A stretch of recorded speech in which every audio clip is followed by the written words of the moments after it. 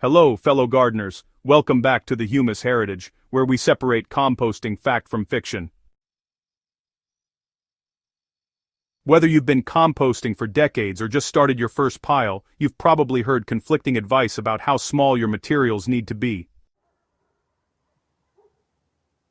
Today we're tackling one of gardening's most persistent myths, and I think the results might surprise you. The great compost debate. Does size really matter? Let's start with a statement you've likely encountered. Always chop everything small, or your compost won't break down properly. It's repeated in gardening forums, composting guides, and even well-meaning advice from neighbors.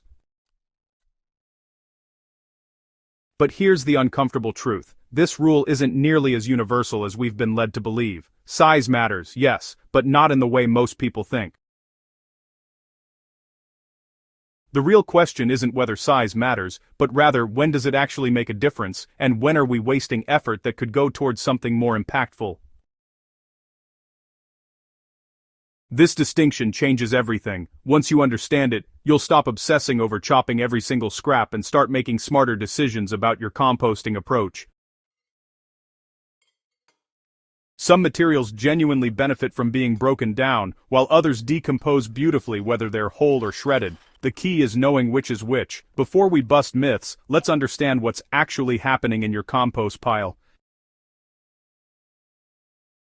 Decomposition isn't magic, it's It's a carefully orchestrated dance between microorganisms, oxygen and moisture. Bacteria and fungi are the true workhorses of composting, and they break down organic matter by accessing it from the outside in.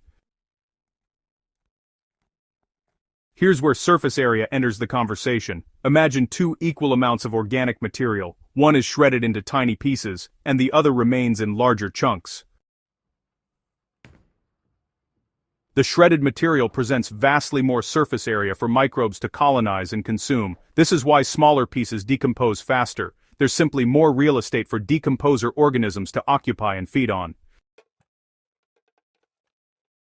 A piece of cardboard broken into quarter-sized bits will break down noticeably faster than a sheet of cardboard left whole. However, and this is crucial, surface area isn't the only factor at play.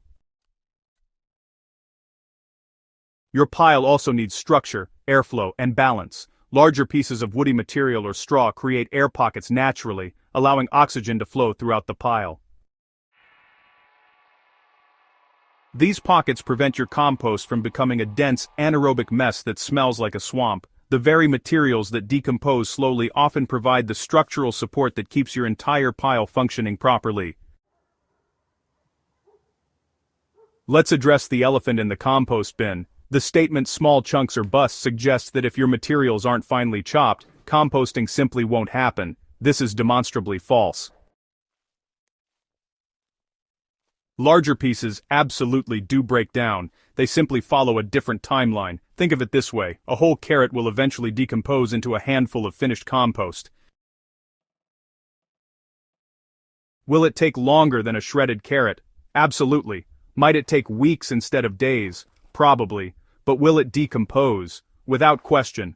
The real trade-off here is time versus effort, and that's a personal decision, not a composting law. Consider woody stems and branches. Yes, these benefit enormously from being cut into smaller pieces, especially if you want active hot composting.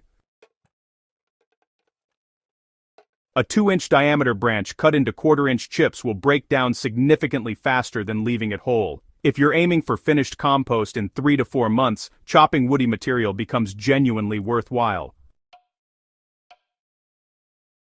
Now, let's consider fruit scraps and vegetable peelings for a moment. Will breaking them into smaller pieces actually speed up decomposition? Technically, yes, it does, but is the difference dramatic enough to justify spending, say, 5 minutes carefully cutting up apple peels? Most gardeners, honestly, would say no. These materials are already soft and, they have a pretty substantial surface area relative to their size. The energy you put in just doesn't really match the return you get. This is where practical wisdom steps in and separates itself from perfectionist paralysis. The best compost system isn't the one that's meticulously prepared. It's the one you'll actually keep up with, consistently. So, let's strip away the mythology and just get to what really matters. The best compost pile is the one you maintain, not the one you meticulously prepare and then forget about. If chopping materials makes you start to resent your compost bin, honestly, just don't do it. If you enjoy the meditative practice of breaking things down by hand, embrace it. The real variables that determine composting success are consistency, balance between green and brown materials, adequate moisture, and some form of aeration. Your composting approach should match your lifestyle and enthusiasm level. A gardener who maintains a loosely structured pile with mixed material sizes will consistently produce beautiful compost. A gardener who spends hours meticulously chopping materials but then ignores their pile for months will have a frustrating experience. Convenience wins every time. The bottom line is this: size matters for speed and efficiency, but it's far from the most important factor in successful composting. Consider your time, your goals, and what will keep you engaged with the process. That's the real metric that counts.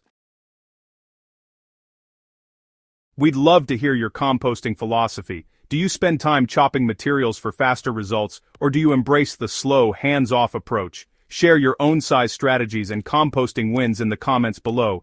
And if this guide helped you rethink your composting practice, don't forget to subscribe to the Humus Heritage and hit that notification bell so you never miss our latest gardening wisdom. Happy composting!